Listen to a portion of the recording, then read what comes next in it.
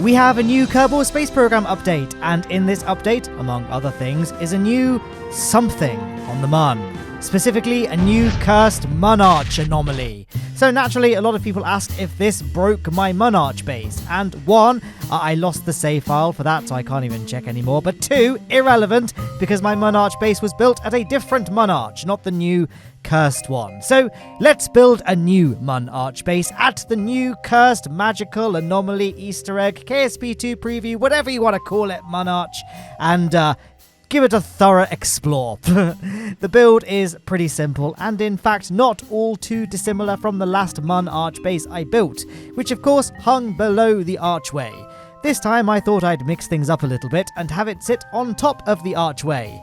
Remarkable, I know. Now this is actually easier said than done. The archway isn't very flat on the top, and it's steeply sloped so that landing gear won't work very well. So instead, I'm going to use a ground anchor to hold the base in place and have it rest on a rotation servo and a hinge piece so that it can be perfectly aligned and tilted and adjusted so it's completely horizontal even when the ground below it, or I guess the surface of the Mun Arch anomaly thing below it, isn't flat. And yes, this definitely was easier said than done. Let me tell you guys, it's going to be lots of twists and turns and trials and tribulations. A bit of a blunder. I had to send a rescue mission. It was this big thing. So I hope you are looking forward to the next, however many minutes long this video ends up being. And of course, don't forget to smash that like button down below, and remember to subscribe and ring the bell and leave a comment as well if you enjoyed the video. All of the above, it really helps me out with the whole YouTube algorithm. I feel like I need to be in good standing with the algorithm in light of the fact that KSP2 is coming out soon. So yeah, always helps me out. I really do appreciate it. But yeah, let's launch this rocket.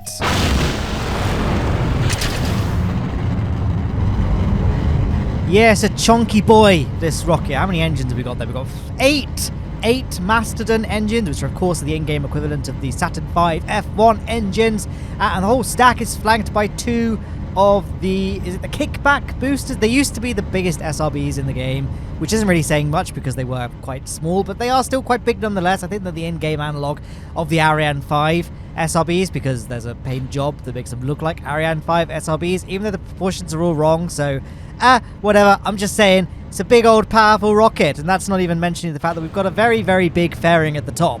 I feel like I don't need to elaborate too much on why it's so big because you just saw me build the rocket, but thought I'd just mention it regardless. Here we are on stage 2, well into stage 2 in fact. We have two mainsail engines powering this thing. It seems like it would be overkill, right? But I did try this rocket configuration with a single, oh gosh, what's it called? Skipper engine? The engine that powers the next stage, that's the engine I used. And that just wasn't powerful enough. Didn't have enough thrust to weight ratio, didn't end up making orbit, so I switched it out for two mainsail engines, and that gave us the oomph we needed to get into space. Which space, you know, we are rapidly approaching it, the final frontier, etc, etc. Look at that. Beautiful engine plume expansion as we get to the thin parts of the atmosphere. There you go, there's the engine. I'm having a complete mind blank. Is it this? I feel like it's not the skipper, is it? It's the... Oh gosh, this is really annoying me now. I just googled it. It's the Rhino engine. The Rhino engine that powers that stage. There you go. Got a bit of a wobble just there. I had to get a Kerbal out on EVA to fix this by adding a strut between the little lander and the station at the top. And now we've got our first view, albeit a very, very wobbly view, of the craft. Now, there are a couple of parts that I added that didn't make the time-lapse. I kind of wanted the time-lapse to not be the focus of this video. I wanted you to kind of get a gist of how the rocket was built, but I wanted the core functions of it to be largely a surprise. So there are a couple of parts that weren't in the time-lapse that you'll see in action as this video plays out, and there's some stuff that you might not have caught because I did speed the time-lapse up to be quite fast. Again, I want to just move along to the exciting stuff, which is playing around on the map screen, it would seem. Now, the reason why the rocket was so wobbly is because, as mentioned, I wanted the base to be perfectly upright and level compared to the sloped surface of the Mun Arch anomaly, which means that I decided to put a ground anchor, or I'm going to put a ground anchor on the top of the Mun Arch. The base will then dock to the ground anchor, and then between the ground anchor docking ports and the main base, there is a hinge and a rotation servo. I know I said all this, but I'm just reiterating. That's why it was wobbling, because the hinge was not locked, and it was this big thing, but it's done now. Now, one thing I want to mention quickly is that there's those big legs On the base, I don't know why I added them, because I didn't need them. I think what I initially planned to do in my head when I was designing this was the base would just land next to the Mun Arch, and then I would take it off, I would do a quick save while it's landed by the Mun Arch, and then fly it up and land it that way. But then in the end I said, let's just deorbit and just land straight away, and that's what I ended up doing. So I didn't need those legs, but it was a nice thought, wasn't it? If I remember to put this craft file in the video description where you could download it, play with it for yourself, then just bear that in mind. That's what those were if you're wondering what that scaffolding was. However, there was another thing on those legs that I forgot about, and then I needed it, and it's going to be, there's twists and turns. Do not click away. Give viewer attention, but don't fast forward. Keep watching this part of the video because I'm about to talk about what I'm doing. You may be wondering why there are 2 landers in this crap. Well, I mean, it's all separated now, but we have this landing module here, and then we've got the actual base itself, both of which need to land. Why have 2 separate things? Well, first of all, the base itself, it's very clunky, very cumbersome, very, very hard to control. And I wasn't sure exactly whereabouts the Mun Arch was. So I'm like, I know roughly where it is, so I'm just going to go for it, and then we can eyeball it using this small, nimble, agile lander, and we can precisely land on top of the Mun Arch, and that gives us a nice marker on the map screen, and indeed it gives us a nice target crosshair thing on the third-person POV ship view screen. There's probably a better word for it than that. So I can more accurately guide the base towards the Mun Arch. By the way, if you want to know where the Mun Arch is, I probably should have mentioned this way earlier, but I put a thing on screen that shows you where it is, those 2 craters there, and then the exact coordinates there as well with Kerbal Engineer. So there you are. You're welcome. That's what it is. I know it's not the most helpful guide in the world, but you guys, you've seen the video. You could watch my video I made about how to find anomalies in Kerbal Space Program. There you are. I'm cross-promoting my content. I'll probably forget to put a card on screen, but hey, it was a nice thought, wasn't it? Here we are, landing on the surface of the mysterious Mun Arch anomaly, and this is actually my first time seeing it in the flesh. Well, I guess in the rock, and also it's not the first time I've seen it actually. When I say I've seen it, I mean when I was playing the game, that was the first time I saw it. Obviously, me watching the video back to commentate, this isn't, but I guess you guys figured that part out, right? You're pretty smart. You watch this channel, right? But yeah, I did a quick check just to check, because I think there's like 3 arches on the Mun in Kerbal Space Program, and only one of them has this, is this. And so I did a quick check to make sure which one it was. But other than that, I didn't get a proper look, to be fair. I wanted to see it for real, doing an actual mission to it. So there we are. Here you can see me building the ground anchor bit. In fact, did I ever finish the tangent I was on when I talked about why I've got a separate lander? I'm not sure, but I'll go ahead anyway. I got the separate lander to make it easier to find the Mun Arch and act as a sort of surface guide for the base, and also because it carries all the heavy bits that I couldn't really elegantly fit onto the base itself, like the ground anchor and the octagonal strut piece and the docking port especially. Really, really heavy parts. You need the biggest cargo hold in the game, and I couldn't really get that to fit nicely on the base, so that's why I took a separate lander to carry all that for me. But here we are, beginning the base descent. I am dropping the base, if you will. That was terrible. But yeah, you can see I detached those landing legs, so I didn't even get close to a point where I would have used them. But I forgot to deorbit myself. Oh no, I've left debris in Mun orbit. As in, like, I've obviously deorbited myself, but I was still in a circular orbit when I detached those legs. So apologies, I've left debris. If you're a sympathizer with the solar bears and the space dolphins, you have my sincerest apologies. But, you know, it is what it is. The price of business, the price of exploration. We're pioneering. We're going to get to the bottom of this mysterious structure using this laboratory that I've assembled. We've got all the science kit. We've got all the things we could possibly need. I've got some drills and some ore tanks so we can sample the surface of the arch and we can try and figure this out. And it's going to be there's going to be twists and turns. It's going to be fun, guys. Now, one thing I did encounter, well, my initial plan was, you might have noticed, I have the ground anchor with the docking port facing straight up. My plan was to land the base on the docking port, and that was a lot easier said than done. It was very, very difficult. It was impossible, in fact. I just couldn't get the control I needed to land the base on that really teeny tiny docking port, because the base is very big. It probably looks a bit more maneuverable in the video than it really was, because I've sped the video up. This video on average is between 2 to 3 times faster than real-time speed, and that really does sort of mask just how difficult to control the craft in this video. And I actually just bashed the lander just there, but you know, it's fine. I'm sure it's all fine. It's okay. It's okay. I can assume control of the lander and we can touch it down. It was all fine. Good job. Yeah, I managed to quickly land the base, and then I like switched the land. It was but that wasn't the biggest blunder. There's still more mistakes to look forward to, guys. Do not worry. Now, I have cut out a bit of footage here. I did spend a while trying to hover the base up and land it on the docking port as I initially intended to do, and I just couldn't do it, and I was getting really frustrated, and I was like, hang on, I'm being dumb. Why don't I just put the docking port on the side of that cubic octagonal strut and just dock the base lying down like this? Like, I can adjust the docking port's angle that's on the base using the hinge piece and the rotation servo, and then we can just readjust the angle once we're docked, and everything will be fine. I gave our Kerbal there a little bit of a nice engine bath as he's standing right underneath the engine bell.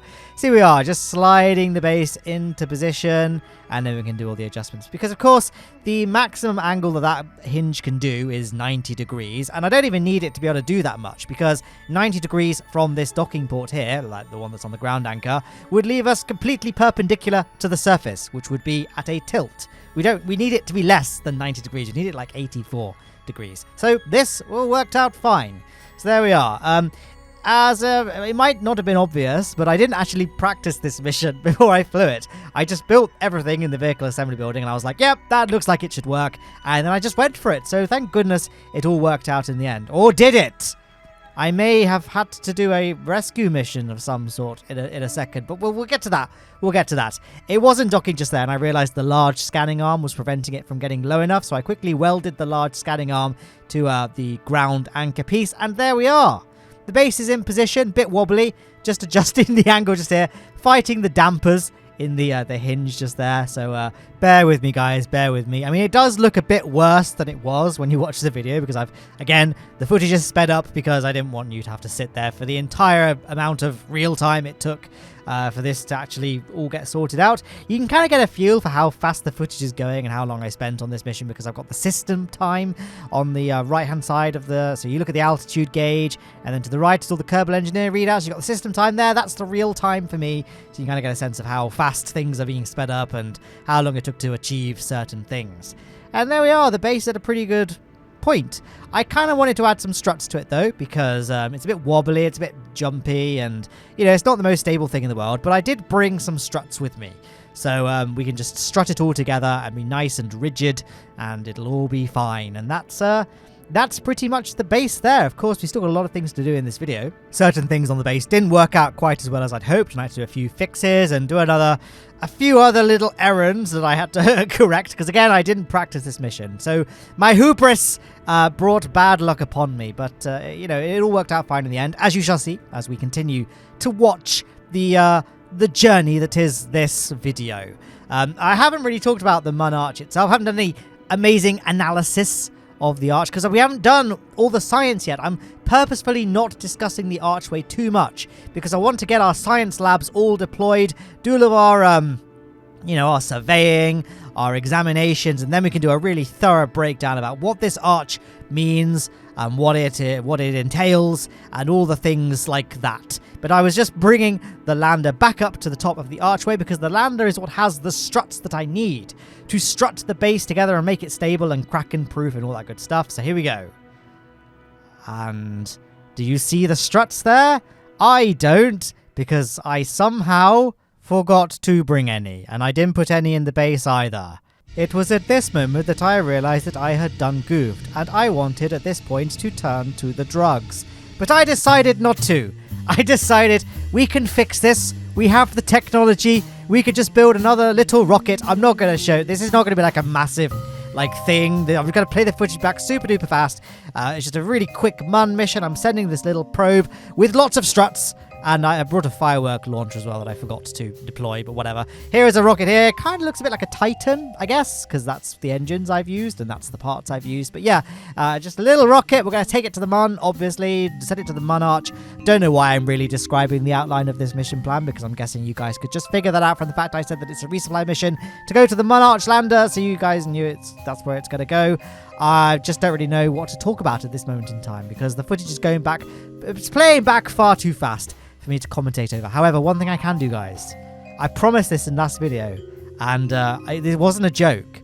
This year, the year of 2023, we're no longer doing whiskey reviews.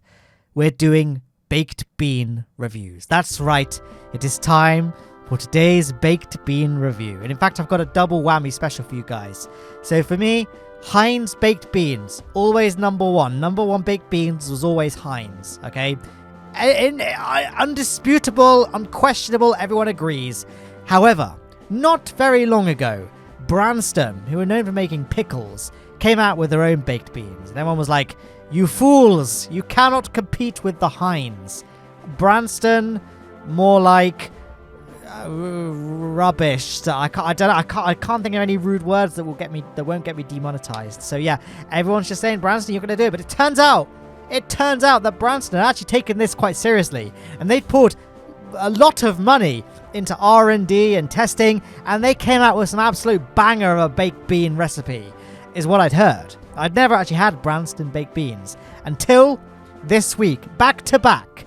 I had some Heinz baked beans, which I'm rating as 8 out of 10, you know, that's the baseline.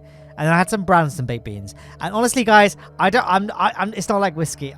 They all taste like baked beans to me. So they're both really good. There you can see me, by the way, detaching the engines. That was not very good. It was a bit sketch. I broke one of the communications aerials on the base, but it was fine. It still works, so I'm going to count that as a win and move on. I was also, hey, how about that? For that ladder placement, all right? I got that pretty well measured there, by luck. One thing I didn't measure very well, though, were the drills. As you can see, they hit the floor, and they can't deploy, and they're too heavy for the Kerbals to move on the Kerbal Engineer, you know, EVA construction thing. But I remember I harkened back to a video I made in which I constructed a mining base on the surface of the Mun, and I had a similar problem. And someone said in the comments that you can get more Kerbals on EVA in the vicinity of the Engineer Kerbal, and they can help the Engineer move the pieces. And would you believe it? A YouTube commenter was right about something. So there you are. The Enk colony. Thank you. 11 months ago you made that comment. I'm finally applying what I learned from you. So there may have been other commenters that said a similar comment. I didn't see it, so this guy gets the credit, I'm afraid. But there we are. The base is planted. It's all established. It's not actually. There's a few deployable science experiments, but the main thing is done, right? And I can get back to talking about the reason you're all here, and that is, of course, the bean review. So yes, to me, it's just baked beans. I don't really taste the nuanced difference between Heinz and Branston, but maybe they're both just really, really good beans. Who knows? So I guess I'm going to have to go deeper down the Heinz beans rabbit hole and get a sense of other varieties. I've got some chili, some Heinz beans chili flavored baked beans. I've also got some Heinz beans with sausages in them. I've got some Tesco baked bean, the sorted mix. I've got some Morris. It's going to be great. So there you are. Branston and Heinz, I think they're both they're the same. I couldn't really taste the difference. So that's my baked bean review. This is probably not going to be an ongoing series, but hey, I needed something to talk about, because why on earth would I talk about this really exciting, interesting thing that's been added to Kerbal Space Program? This Mun Arch, you know, it's been nearly 20 minutes, and I haven't really directly addressed it other than the fact I've said, oh, it's like new, they've changed it, added some glowy things to it. In fact, I haven't even specified that there are glowy things, and I'm guessing the footage has shown you that there are indeed glowy things. What are the glowy things? Well, we'll get to that when I finished establishing this space, so we can do a thorough investigation, a proper scientific experiment, investigation, study, etc., etc. I've deployed some deployable science experiments by the lander just there, and then we could just get all of our Kerbals inside the base. I'm just squinting my eyes at the screen, trying to think if there's anything else I need to do for the base before I can finish and call it complete, but I don't think there is. I did decide to retract one of these magnetometer booms because I thought this one is just asking to be destroyed by a Kerbal's head getting on the boarding that hatchway there. And there we are. We can time warp to the day and get a really... First of all, bask in the glory that is this surface base. Is that ground anchor floating above the surface of the Mun Arch? I think it is. Interesting. Anyway, as you can see, I've turned on the drills so we can start collecting some surface samples. And there's the Kerbals there sitting, but they are thinking really hard about analysing the Mun Arch. So let's have a little look and see what we can learn from this mysterious thing. And so here we are. On the base, we've done lots of experiments. The drills are retracted, but we can just extend them again, I guess, for aesthetic purposes. So let's take a look at this mysterious archway. And I guess I must reiterate, this isn't like an out-of-season April Fool's joke. This isn't Diablo Immortal. This is, a real thing that came out with KSP 1.12.5, I think. Anyway, it doesn't matter what the version number is. If you've got PC, KSP, you'll have this update if it's set to automatically update, I guess. So here we are. This was a normal Mun Arch, right? But it's got this weird alien structure inside it. And and actually most people have figured this out by now, believe that it is a solar system map. These lines here correspond to orbital lines around this, the sun. So this will be Moho's line. This purple planet would be Eve with Gilly orbiting it. This is Kerbin's orbital line that must be like, I don't know, somewhere else on the map. Then we've got Juna and Ike. Then up here would be Drez, and here should be Jewel. Now I can't see Jewel here, but I can see this little thing just here. And using the power of camera tools, I can teleport massively above the surface. Let me just oh wow, that zooms in really slow. Let's just cut ahead. Okay, right, that was a smooth transition there. So if we just move the camera into the Mun Arch, another light makes... Oh, hang on. Another light makes manifest itself. We have a mysterious green thing with 1, 2, 3, 4, 5 moons around it. Jewel has 5 moons, so this would be Jewel. And then we've got Elu's orbital line here, and then nothing beyond Elu. And as you can see, people have speculated that maybe this structure extends inside this rock, but I mean, in terms of physical game models, it does not. But I guess that's just to stop people like me from just glitching a camera in and just figuring the mystery out early. So yeah, and if we go around to this side, we can see not a lot because I suck at moving the camera around. But there, look! It looks like Moho is here. So we have Moho, which has no moons, hence why it's just one dot there. We have Moho confirmed. Eve. Kerbin would be somewhere, maybe like, here, if the ring were to extend itself. And there. Yeah, so what does it mean? I tell you what, there is one experiment though that we've not done yet, and actually I'm breaking this news. I actually figured this out. I'm the first person to have realized this on YouTube, so I'm very happy to be breaking this news to you. In fact, actually one thing I'm going to do just to show you guys, this scanning arm, I thought maybe the scanning arm will be able to read it, and I can't do it on EVA it would seem. Let's just switch to the base and get it wrong several times. Here we go. We try and use the scanning arm. There's no target in range. And all the science experiments don't have anything, interesting to say. They're just generic things. Can I conduct a material study if I click the right thing? There you go. It just says Mun's Lowlands. So anyway, back to our Kerbal on EVA. Bob Kerman, Scientist Kerbal. He's on EVA right now. And as you can see, this all looks fairly solid, right? Let's get some science kit out, because there's one piece of science kit in the game that actually does do something with this arch. Here we go. So I'm going to add it to... There you go. He's got it in his inventory. So you want to go on EVA Science, all right? And line yourself up perfectly with one of the orbital lines, okay? So there you go. There's what you do, okay? And then you press Perform EVA Science. And he's going to take a golf shot. See? Watch this. Ready? He's going to swing his golf club. And yes, I know, it's really, really weird. A lot of people were speculating that this looks like a Stargate, and I think we can confirm that it is. And we can actually zoom in and see what's on the other side. Here we go.